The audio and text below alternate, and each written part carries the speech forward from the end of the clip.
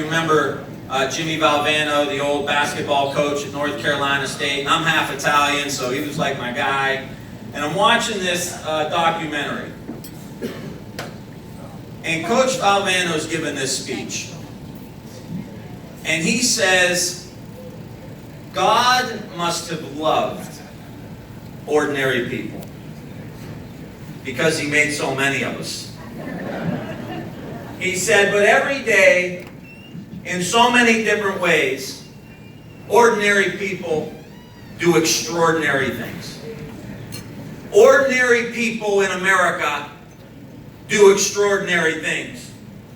And I will tell you that if there is one underlying principle in my campaign for the presidency of the United States, it's that we need to start giving opportunity for ordinary people to do extraordinary things. The stories that I tell are probably similar to the stories you tell. About your community, about your families, about your union, about your schools. And I can go back 40 years and tell you a story about when my father-in-law worked at Youngstown Sheet and Tube, closed the factory down. We lost tens of thousands of jobs almost immediately. And he had just had, with my mother-in-law, their second child. He just bought a house, just borrowed $4,000 from his parents. And he came home and said, I don't know what we're going to do. I don't know what we're going to do. I can go back 20 years. I can tell you a story about my cousin Donnie, who worked at a local factory, called me up one day and said, you never guess what I had to do today at work. I said, what happened, cuz? He said, I had to unbolt the machine from the factory floor. I had to put it in a box, and I had to ship it to China. I go back a few weeks when my daughter Bella called me crying from school. A friend of hers was crying all day long. Her dad had just found out he got laid off from the local General Motors plant outside of Youngstown.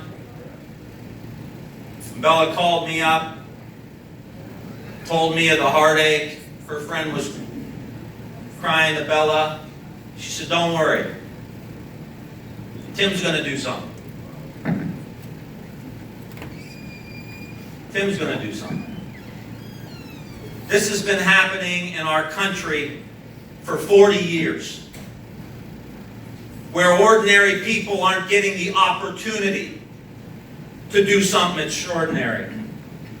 There's a concentration of wealth in the United States, but there's also a concentration of opportunity.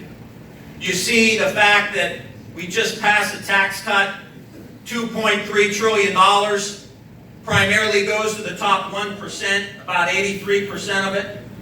You see the fact that the top 1% controls 90% of the wealth in the United States of America.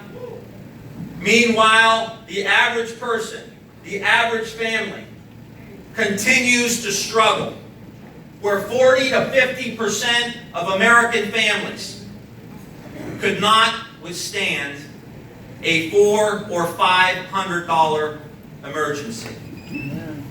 One blown out tire, one sick kid, one accident, and the economic life of many families in the United States unravels.